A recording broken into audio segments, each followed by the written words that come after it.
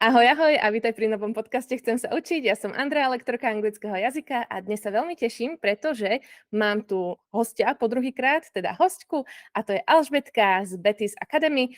A asi teba poprosím, aby si sa predstavila našim poslucháčom a keď to pozeráte, tak aj sledujúcim, že kto si, čo si a čo robíš. Ahojte, moje meno je Alžbeta Macek-Dobešová a som zakladateľkou Akadémie Bettis Academy, kde vyučujeme malé detičky od 4 do 10 rokov angličtinu online. A to je veľmi krásne, pretože ja som teba našla čisto len tak náhodne na Instagrame, pretože mi vyšla reklama a veľmi sa mi páčilo, akým spôsobom učíš, pretože my v Higher Education nemáme výučbu pre detičky, fakt, že také malinké, ktoré ešte možno nevedia čítať, písať a treba s nimi pracovať, pretože tá výučba je úplne na niečom inom založená, než máme my. A vždy rodičia, ktorí ku nám chodia, sa pýtali, že či náhodou nevezmeme ich dieťa a že či ho nebudeme vyučovať.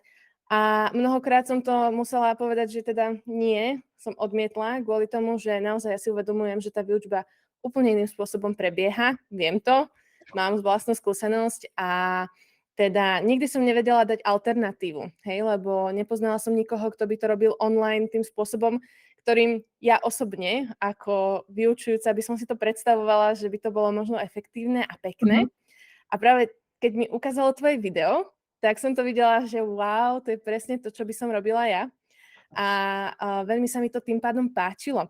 Tak pre našich poslucháčov, poďme sa teda porozprávať o tom, že akým spôsobom vyučuješ, alebo teda vyučujete a taktiež akým spôsobom tvoje hodiny prebiehajú, čo ponúkate, ako dlho prebiehajú hodiny a tak ďalej, aby teda vedeli, že keď majú fakt, že detičky od 4 do 10 rokov, aby vedeli, že teda je tu ten online spôsob, ako sa vedia učiť a nech vedia, akým spôsobom to prebieha. Akým spôsobom vlastne vyučujete v Bettis Academy? Vyučujeme to spôsobom takým, aby to deti bavilo, aby sa deti na hodiny tešili, lebo veríme, že keď dieťa niečo baví, tak je väčšia pravdepodobnosť, že výsledky prídu skoršie, efektívnejšie. Takže to je taký ten základ, čiže takým hravým spôsobom a takisto využíme zážitkovo. To znamená, že robíme rôzne aktivity, či už vyrábame niečo na tých hodinách, máme aj také craftbooky, ale o tom budeme asi neskôr hovoriť. Takisto zapájame celé telo, snažíme sa, aby tie deti len nesedeli na stoličke, lebo myslíme si, že dieťa naozaj nevydrží sedieť, možno ako dospelí, ale naozaj, aby aj zapájalo to svoje telo, lebo vtedy sa aj ľahšie učí, zapamätá si tie slovička o mnoho rýchlejšie a zároveň je to pre neho aj zábavnejšie, ako sedieť na stoličke. To si myslím, že je veľakrát aj pre dospelého zabavnejšie, keď môže zapojiť aj sám seba. Predsa len asi, teda nie asi, ale určite tá výučba pomocou zapojenia pohybov a emócií daného človeka je vždy efektívnejšia, nie? Presne, určite. Na našich hodinách sa zapájame, sa snažíme zapájať všetky zmysly u tých deťoch, naozaj, aby ich to bavilo a tak vytvárame aj aj našu metodológiu, naše učebné osnovy, naozaj, aby tie aktivity sa striedali a aby boli zaujímavé a zábavné pre deti. A myslím si, že každý rodič povie, že teda taká pozornosť dieťaťa nie je veľmi pozorná. A teda áno, používate rôzne techniky a metódy, aby teda to dieťatko malo stále ten nový vnem. A tým pádom sa chcem opýtať, že aké dlhé sú vyučovacie hodiny? No, je to práve preto, ak si presne povedala, že to dieťa naozaj nevydrží dlho, približne po 30 minútach už tá pozornosť prudko klesá, takže hodiny trvajú presne 30 minút. Máme skupinové hodiny, sú 2-krát do týždňa a naozaj počas tých 30 minútach môžeme tú hodinu tak vyskladať, aby to dieťa bolo naozaj stále v takom napätí, že sa niečo deje a naozaj akoby udržíme tú detskú pozornosť na tých 30 minút o mnoho efektívnejšie, ako keby sme to potom mali ťahať dlhšie. Čiže hodiny preto trvajú 30 minút. Hej, a to si myslím, že je fajn, pretože niekedy je pozornosť dospeláka 45 minút ťažko udržať, nie je to ešte dieťaťa.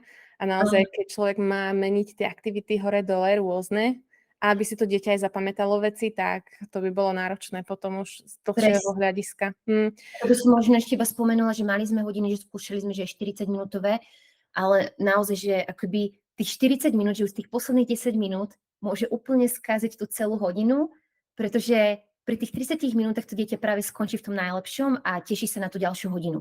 Kdežto už keď je viac ako 30 minút, tak naozaj už potom sa to iba tak, že snažíme sa to nejako vyplniť, ale naozaj už to nie je dobré. Čiže naozaj, že ten ideálny čas 30 minút pri tých deťoch je úplne najlepší. A koľko detičiek je na lekcii? Uh-huh.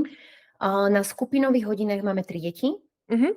Čiže v podstate celý ten kurz sa skladá zo skupinových hodín, ktoré sú 2-krát do týždňa a plus má každé dieťa ešte jednu individuálnu hodinu raz za mesiac k dispozícii, kde sa vlastne lektor venuje iba tomu danému dieťaťu.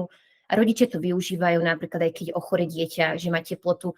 Ono je to výhoda tých online hodín, že naozaj tamto dieťa môže ísť, aj keď je choré, ale niekedy sa jednoducho stane, že nevládze, hej, že leží v posteli, tým pádom využívajú aj tieto individuálne hodiny na to, aby sa to nahradilo, alebo je to naozaj niečo navyše, že lektor sa naozaj môže venovať tomu konkrétnemu dieťaťu. Uh-huh. Jednému. Čiže ako keby tá individuálna hodina je na dobehnutie niečoho, čo napríklad to dieťa zameškalo, prípadne rozoberáte tam veci, ktoré sa preberali, alebo sa pozeráte aj na to dieťa individuálne, že možno niečo naviac tam rozoberáte. Ako vlastne tie individuálne hodiny fungujú?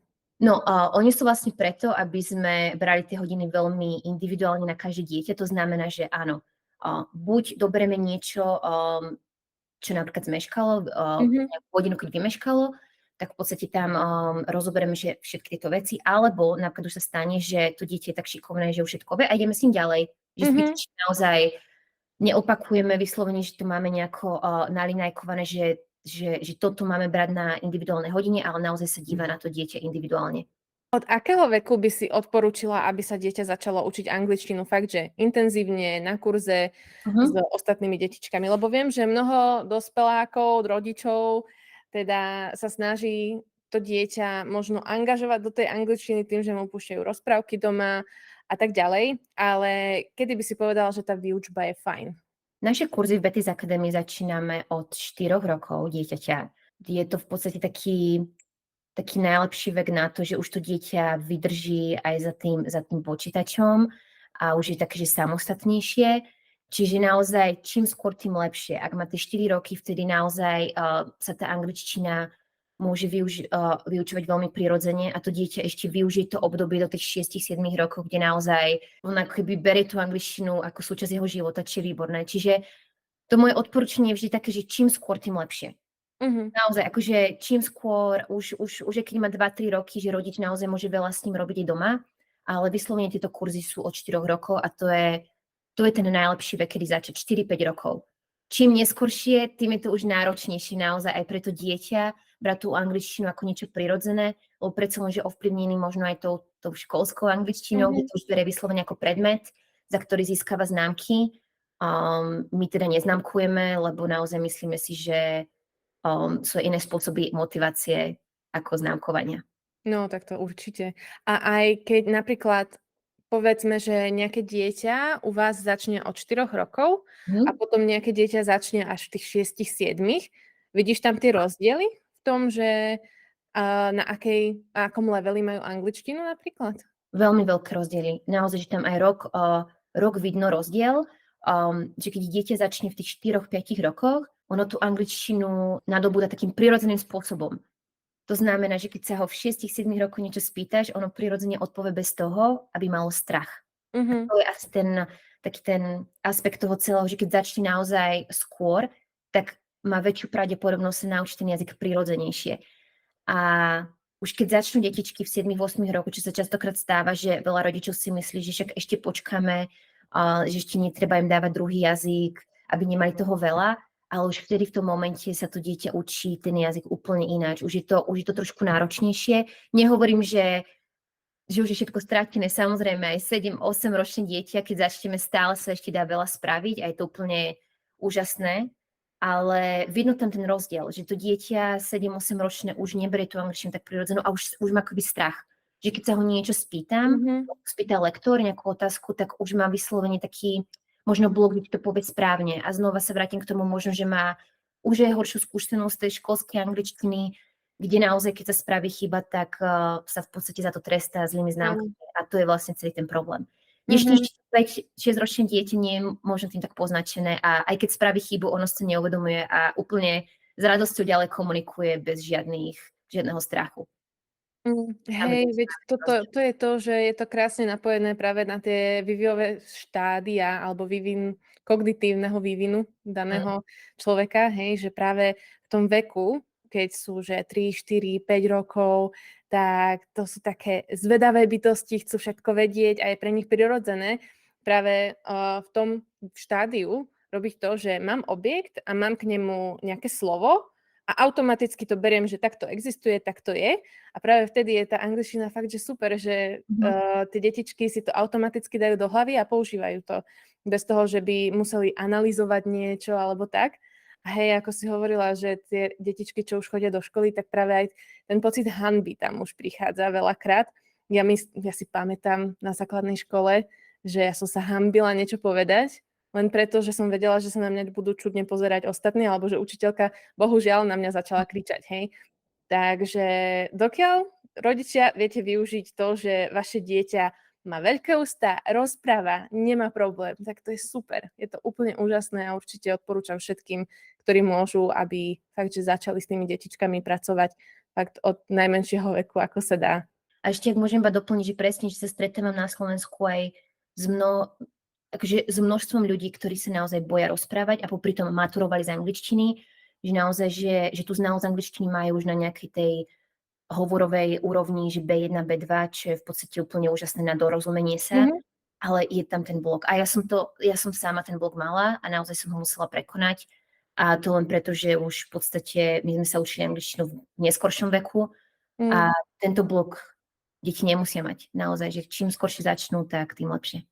No, a práve aj to, že potom bude pre nich prirodzené možno pozerať tie filmy a seriály a v podstate všetko, čo berú ako zábavu po anglicky, pretože je toho viac, je to o mnoho lepšie, musím povedať dubbingovo vždy.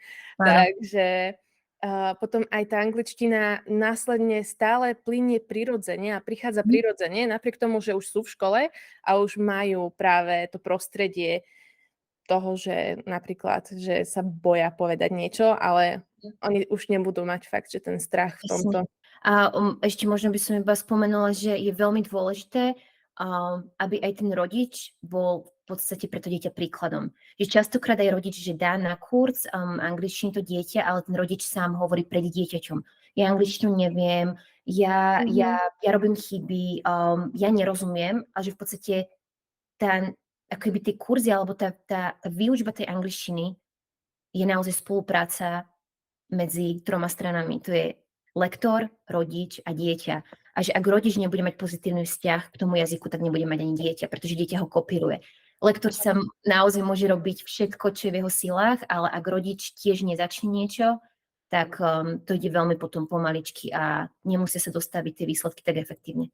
Hej, toto musím povedať aj z vlastnej skúsenosti, keď som učila chlapčeka, vtedy mal 7 a na hodinách krásne rozprával, bavilo ho to, išli sme super krásne a potom mal ísť na dovolenku a prišiel ocko na začiatku hodiny a začal mu hovoriť, len sa uč a povedz mi, ako sa povie toto a začal ho tam skúšať predo mnou. A mali jasné, že nechcel rozprávať, lebo je to prirodzené, že deti nechcú rozprávať na verejnosti ešte cudzým jazykom alebo niečo, a hlavne pred rodičmi. Áno. A on mu na to povedal, že ak nebudeš rozprávať, tak nejdeš s nami do Talianska na dovolenku. Prosím vás, rodičia, takéto veci nerozprávajte. Tie deti je bežné, že na hodinách rozprávajú a majú dobrý čas a naozaj sa učia tie veci, ale neočakávajte, že hneď 4, 5-ročné, 6-ročné dieťa vám bude reprodukovať vety zo slovenčiny do angličtiny doma, hej, aby ste ho skúšali takýmto spôsobom. To niektoré deti zvládnu, ale väčšina naozaj to nerobí. Ale presne, že to je úplne také jednoduché seba zamyslieť, že slovenčinu, keď sa učí malé dieťa, že dajme tomu najprv presne zvuky počúvania, keď potom sa to začne dávať k tomu nejaký zmysel, že že táto vec sa takto volá, on vlastne počúva zvuky. A že presne, že my nechceme od trojročného dieťaťa, že keď začne už trošku rozprávať, nejaké celé vety gramaticky správne, že tiež rozpráva v podstate s chybami a nikdy ho za to netrestáme. Že nikdy nepotrestáme to dieťa alebo ho nenúčime niečo rozprávať. A presne, že ani v slovenčine, dajme tomu štvoročné dieťa, nepovie niekomu cudziemu. Že to úplne, že to presne sa dá aplikovať to isté na angličtinu. A ešte to, že angličtina, a keď je druhý jazyk, tak ešte o to viac vlastne nebude mať možno taký ten, nebude sa cítiť komfortne, ale keď sa necíti komfortne vo svojom prvom jazyku, tak nemôžeme chcieť od neho ešte aj, aby sa cítil komfortne v tom druhom jazyku. A že naozaj stačí iba aplikovať presne to isté a čo je častokrát naopak. Čiže taký disclaimer pre rodičov, ak platíte svojmu dieťaťu kurzy, on na kurzy chodí a rozpráva tam, ale doma s vami nerozpráva po anglicky ani po roku, je to normálne. Je to úplne normálne. To neznamená, že nerobí pokroky. To len je to, že možno pri vás ako pri rodičovi nechce rozprávať, alebo v škôlke s ostatnými deťmi nechce rozprávať. Je to úplne normálne. Áno. A práve tam, keď sa núti to dieťa, tak naozaj sa vybuduje nejaký negatívny vzťah k tomu a už bude mať blok. A tomuto sa chceme vlastne, chceme tomuto predísť. No dobre, ale berme to tak, že som rodič a chcem svojmu dieťaťu napomôcť v tej angličtine a možno chcem si opakovať veci z hodín. Majú rodičia u vás prístup k materiálom, tomu, čo ste rozoberali, možno im pustiť znova nejaké video a tak ďalej? By som sa možno teda už chytila toho, že každé dieťa na začiatku kurzu dostane taký svoj kufrík, ja ho aj ukážem, ja ho tu mám. Takýto kufrík, v ktorom nájdú interaktívne materiály, ktoré sú v podstate súčasťou toho kurzu, aby boli tie hodiny zážitkové, aby to tie deti bavilo. A v podstate tieto materiály má rodič k dispozícii stále. Tieto materiály používame väčšinou na tých hodinách, ale samozrejme rodič si môže pozrieť aj, že čo sme robili na tej hodine. A takisto každý týždeň, ak sa prihlásite na odber newslettera, tak posielame zaujímavé nápady, aktivity, nejaké tipy, rady, že čo môžete vyrobiť doma s dieťaťom. Čiže naozaj, že je tam tá zo strany Betty's Academy aj pre rodičov takáto podpora, že nie sú to vyslovene len hodiny, ale aj vy rodičia v podstate môžete robiť veľa vecí aj doma. A úplne jednoduchých, že nemusí ten rodič nemusí vedieť úplne plynulo po anglicky, ale naozaj tie tipy sa dajú naozaj aplikovať aj pre rodiča, ktorý má základnú úroveň. A ešte najlepšie, keď sa rodič tiež chce učiť s tým dieťaťom. To je úplne že najlepšie, lebo dáva tomu dieťaťu príklad. Raz za týždeň vlastne dávame takéto tipy, nápady, aktivitky. No a čo sa týka k tým materiálom, tak ako som už spomenula, každé dieťa dostane pred kurzom kufrík, a dostane rôzne materiály, závisia od levelu kurzu. Máme 5 levelov, začíname levelom 0, čiže pre tie najmenšie detičky od 4 do 5 rokov. Tento level hľadá poklad. Majú takúto kartu, kde si lepia vlastne nálepky postupne, čiže za každú hodinu získajú nálepku a až dokým neprídeme tu na konci, kde nájdu poklad. Tento poklad si vždycky nájdu doma niekde, to pošleme vždycky v predstihu a rodičia to schovajú. Každý level má takýto, že knihu prekvapení. Je to úplne super, pretože keď má niečo zbierať alebo otvárať, tak je úplne motivované a ono sa na to jednoducho teší. A vždy vlastne oni, keď sa otvoria, už je použité, ale majú že obálku a vždy po každom moduli. Jeden modul trvá 1 mesiac a pol, 4 až 5 týždňov a keď si vlastne otvoria tú obálku, tak tam si vždy niečo nájdu. Napríklad level 0, tieto maličké deti vždy si hľadajú časti mapy, kde zbierajú a vždy takúto časť tam nájdu. Nájdu si tam aj tú nálepku, ktorú si potom vlastne nálepia. Potom napríklad level 1, tam už cestujeme, to už trošku staršie deti, to je od tých 5 do 7 rokov. Tieto deti takisto zbierajú, majú tú knihu prekvapení, zbierajú ale nálepky daných krajín a majú takýto cestovateľský pas a tam si presne nálepia do toho pasu keby nálepku tej danej krajiny. Také krásne. Dostanú aj takéto letenky dostanú aj takúto nálepku. Vlastne to si všetko nájdu v tej knihe Prekvapení. No a takisto každý level má aj takúto knihu, z ktorej vyrábame, čiže tam ako keby dáme tu ten aspekt toho, že Robia rukami. robia presne rukami, niečo vyrábajú a tak si vedia aj tú slovnú zásobu alebo tú angličtinu naozaj tak vžiť tak prirodzene. Čiže majú tam rôzne aktivity, ja neviem, vyrábame si pizzu, vyrábame si vlajky daných krajín, čiže je tam aj také geografické okienko vždy. Aj tým, že vlastne cestujeme, no potom máme napríklad level 2, majú zase inú mapu, tam zase objavujeme 7 kontinentov, dostanú aj takéto krásne pohľadnice z daného kontinentu, kde si ju vypíšeme a môžu ju niekomu poslať. Majú takúto veľkú mapu, kde si vždy ten daný kontinent vyfarbia, potom si môžu nalepiť tú mapu na stenu, drevenú mapu majú, čiže si zapamätujú aj tie kontinenty, samozrejme všetko je to v angličtine. Potom už sú tí starší, to je level 3 a tam už vlastne spoznávame kamarátov z celého sveta. Niekedy sa nám podarí aj mať toho kamaráta z tej danej krajiny na našich online hodinách, čiže úplne výhoda online hodín. Môžeme si tam pozvať hocikoho z celého sveta. No a oni už majú vlastne takýto cestovateľský zápisník, kde si vždy vyplňa už informácie o tom našom danom kamarátovi, čiže z Japonska napríklad, z Kanady, a tam si vlastne vyplňa, že čo sme sa dozvedeli o tej krajine. A vlastne celý tento level 3 je o tom, že zisťujeme, že či sme všetci na svete rovnakí, alebo či sme všetci jedineční a vlastne prídeme k tomu, že všetci sme jedineční, s našimi jedinečnými vlastnosťami, ale že v podstate máme sa rešpektovať všetci navzájom, takí, akí sme. Čiže tam aj takéto trošku hodnotové témy preberáme. Majú takisto mapu, kde si tiež zbierajú nálepky, aby videli geograficky, že kde sa tá krajina nachádza. Takže to je level 3 a potom máme posledný level, to už je pre tie najstaršie deti, kde naozaj to už je v podstate zamerané veľmi na tie. Vlastne každý level je zameraný na konverzácie, ale tento level naozaj, že tam už môžeme využiť tie znalosti, všetky, ktoré sa už naučili a tam už trošku máme také témy možno také náročnejšie. Tam sa staneme vedcami, ktorí zachraňujú svet pred globálnymi hrozbami, či takisto majú knihu Prekvapení a majú rôzne úlohy, ktoré musia splniť. Čiže nájdú si vždycky v tej knihe Prekvapení, takéto kartičky, kde si nájdú vlastne tú konkrétnu výzvu, ktorú musia spraviť, musia splniť a keď ich splnia, tak znova akoby dostanú nejaké odznaky a majú tam aj rôzne úlohy, ktoré musia vlastne vyplňať, rôzne pokusy. Napríklad je pokus a skúšame, aké máme ovzdušie, že či je znečistené alebo čisté. Napríklad takisto sa učíme o tom, že môžeme znova použiť rôzne materiály, aby vznikol nejaký nový. Napríklad máme pokus, že do starého trička si vytvoríme tašku.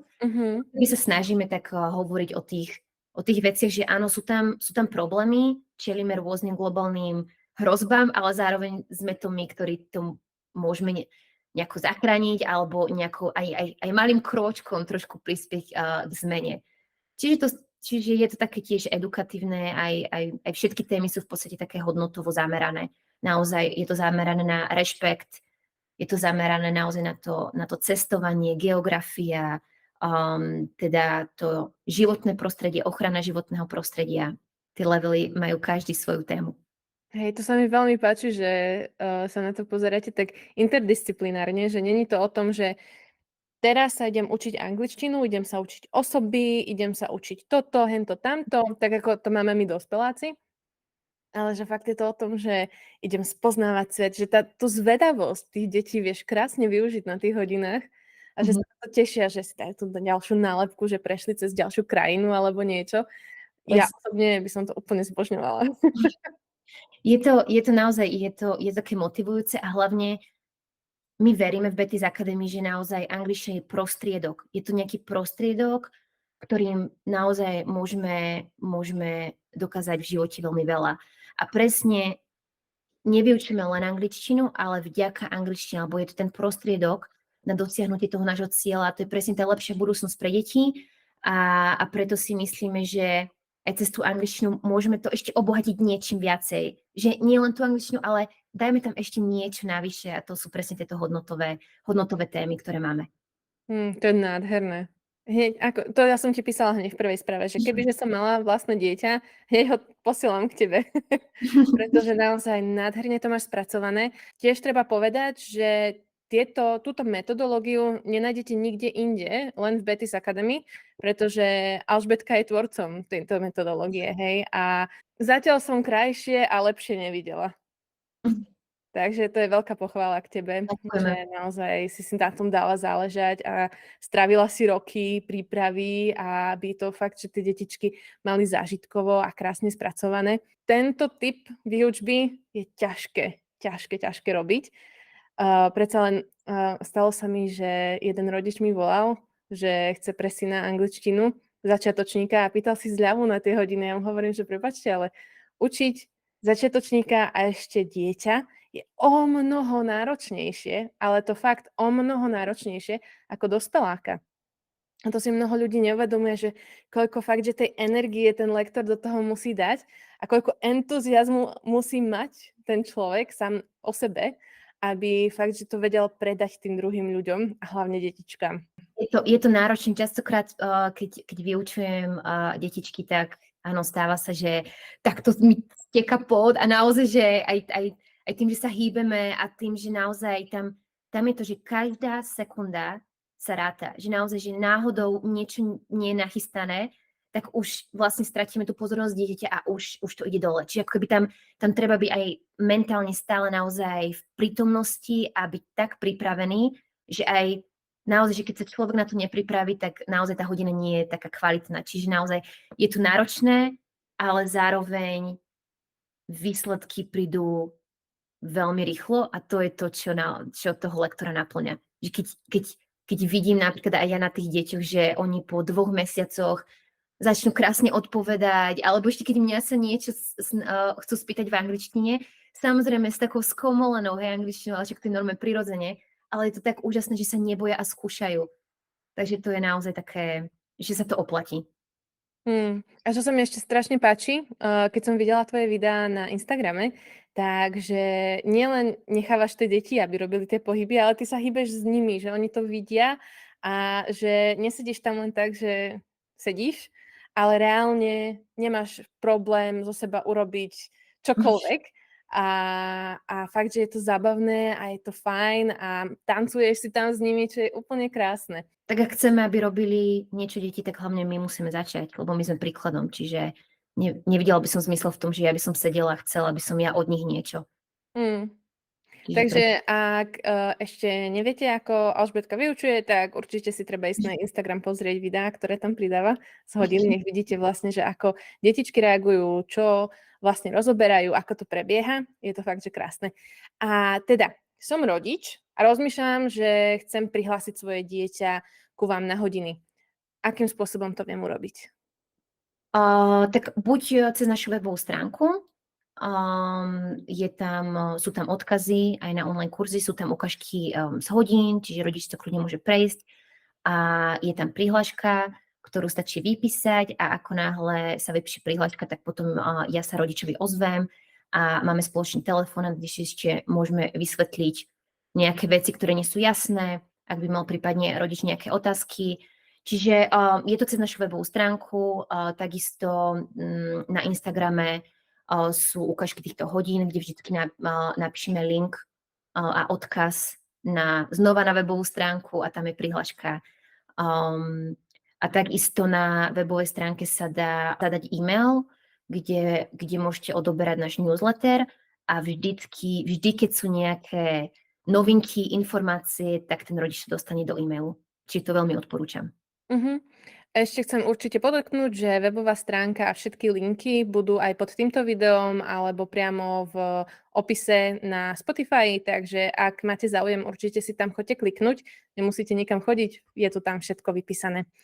Dobre, čiže výučba prebieha online a teda môže sa tam ktokoľvek nahlásiť, ale chcem sa ešte opýtať, že teda prihlási rodič svoje dieťa, prihlási ho na aké obdobie? On ho prihlási na september, na 1 mesiac, kde 2 týždne sú skúšobné. To znamená, že keby bolo niečo, že by nechcel rodič ďalej pokračovať, čo sa ešte nestalo, ale máte tu možnosť, samozrejme, každý si to môže vyskúšať, tak tieto 2 týždne slúžia presne na toto, že môže prestať a vráti mu samozrejme aj peniaze. A potom, ak teda chce pokračovať ďalej po 2 týždňoch, tak je to na pol roka a potom znova po pol roku, ak by bolo niečo, že chce prestať, tak ľudne môže prestať. Ale v podstate prihlasuje ho na obdobie od septembra do júna. Kurz trvá 10 mesiacov a samozrejme v lete sú potom prázdniny a potom znova. Ale na tých 10 mesiacov. Hej, čiže funguje to v podstate počas školského roka, ako Áno, bežne. presne tak. Hej, dobre, super. A ešte viem, že si mi spomínala, že organizuješ aj letné tábory pre deti. Tie sú asi nie online, ale už face to Áno. face. A kde ich organizuješ? Organizujeme ich v Rajských Tepliciach. Teraz už bude, myslím, 8. ročník týchto letných táborov. Áno, nie sú online, ale offline. Máme ich v krásnych priestoroch slnečného pavilónu, tu v Rajských Tepliciach.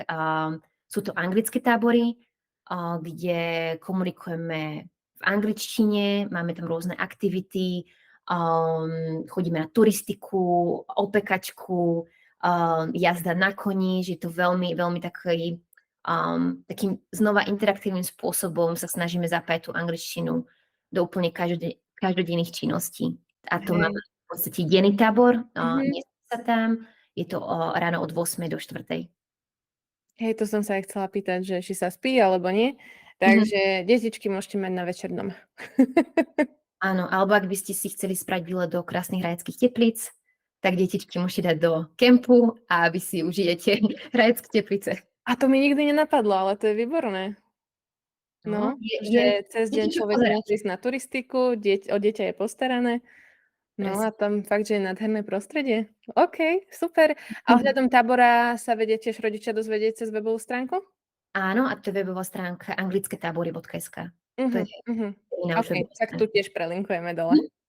Dobre, super. Tak, myslím, že sme povedali všetko, čo sa týka takých formálnych záležitostí ohľadom toho, že ako výučba prebieha, kde môžete nájsť informácie a tak ďalej. Takže tí, ktorí ste dostali informácie, ktoré ste chceli, môžete prestať počúvať, ale mňa ešte zaujíma možno také z osobnejšieho hľadiska, že ako vlastne si prišla na to založiť Betty's Academy? Že čo bolo za tým, že prečo si sa tak rozhodla, že teda idem do toho, idem si robiť vlastnú metódu, chcem učiť detičky.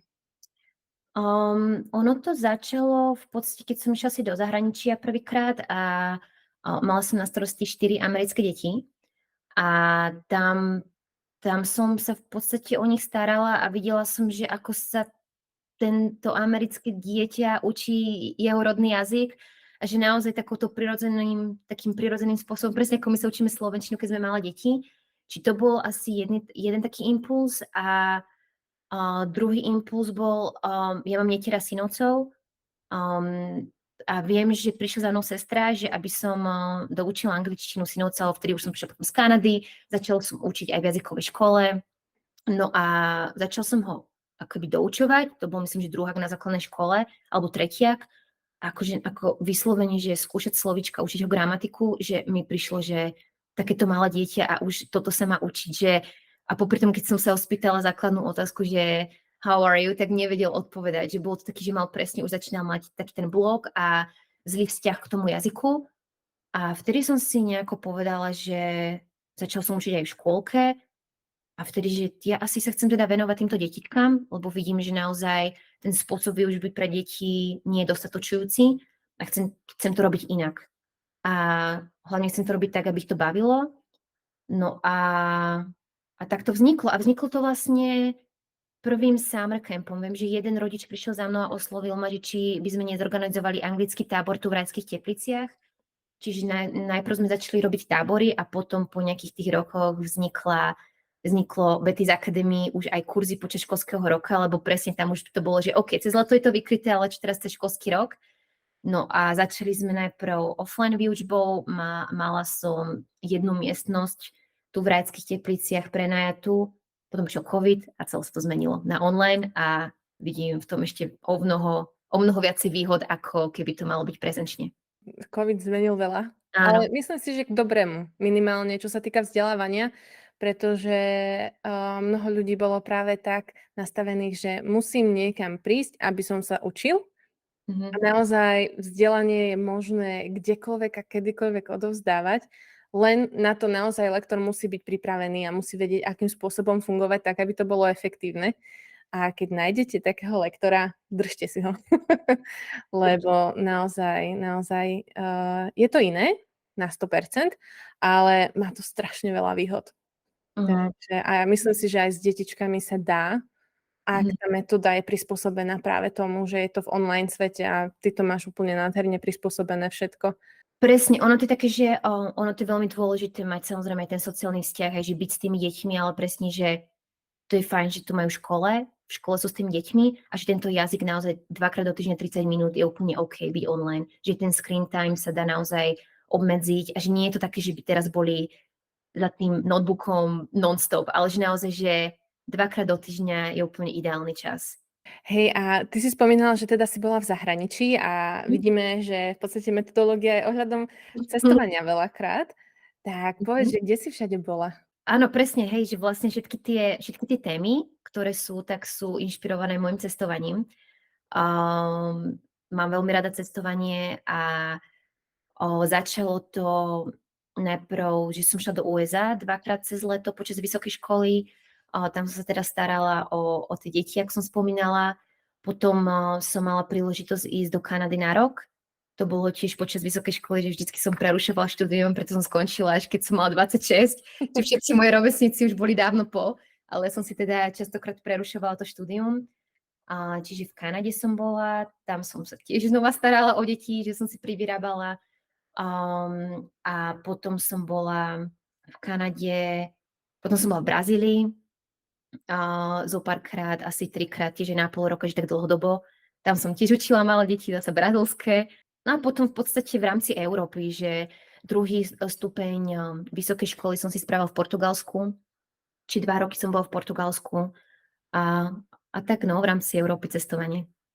To riadne na dlhé obdobie si chodívala. No, Lebo bežne človek chodí tak na 2 týždne, hej? mhm. Ale fakt, že Ja super. som ja som vždy, že keď som niekde išla, tak som chcela byť na dlhšie obdobie, aby som sa naozaj vžila s tou kultúrou, s tými ľuďmi. Našla som si množstvo priateľov, dokonca level 3 je inšpirované naozaj krajinami, kde som buď bola, alebo skade mám naozaj odkiaľ mám tých priateľov. Čiže celé tie krajiny sú veľmi týmto inšpirované. A hej, že keď je človek dlhšie v tej krajine, tak viacej sa tak vžije s tou krajinou. Vyslovene som bola taká, že ja nikdy nechcem ísť do all-inclusive resortu a že byť v tej krajine uzavretá, ale že už keď tak naozaj ju nejakým spôsobom sa vcítiť do toho, do tej kultúry a spoznať aj tam lokálnych ľudí, ako žijú, aké majú jedlo. To ma veľmi fascinovalo vždycky. To je nádherné. Hlavne, keď aj na tých hodinách môžeš rozprávať o tých svojich zážitkoch a možno takých veciach, čo človek sa nedozvie len tak. Že Mhm, práve keď človek žije v zahraničí, tak zistí rôzne zaujímavosti a presne. potom, keď to predá práve tým žiakom, oni môžu potom povedať ostatným, že a vieš čo v Portugalsku je? Takže je to fakt, že nádherné. Dobre, myslím, že pomaličky aj budeme končiť s týmto rozhovorom, aby sme nezdržiavali posluchačov príliš dlho. Ale napadá ti niečo, čo sme nepovedali a chcela by si ešte zdôrazniť alebo informovať, povedať? Možno iba takú jednu vec, že ak stále rozmýšľate, že či začať učiť dieťa angličtinu, ani nie, že učiť, ale mu nejako dať nejakú tú znalosť tohto cudzieho jazyka, že naozaj nečakajte. Už či to bude v Betis Academy, už hoci kde inde, ale že naozaj veľmi by som chcela rodičov podporiť v tom, že čím skôr začnú, tak naozaj tým lepšie a deti sa im naozaj odvďačia. Pretože teraz bez angličtiny jednoducho človek je stratený naozaj. Dobre, tak ti ďakujem krásne za rozhovor. Som veľmi rada, že sme sa takto stretli. Rodičia, Ak máte záujem a chcete vedieť bližšie informácie, všade pod videom, pri podcaste nájdete linky, aby ste sa vedeli pozrieť na sociálne siete, na webovú stránku. Takže ak máte nejaké otázky, neváhajte sa obrátiť na Alžbetku a určite vám veľmi rada odpovie. Ja ďakujem veľmi pekne. A ďakujeme krásne za pozornosť. Verím, že ste si to užili rovnako ako my a počujeme sa na budúce. Bye bye!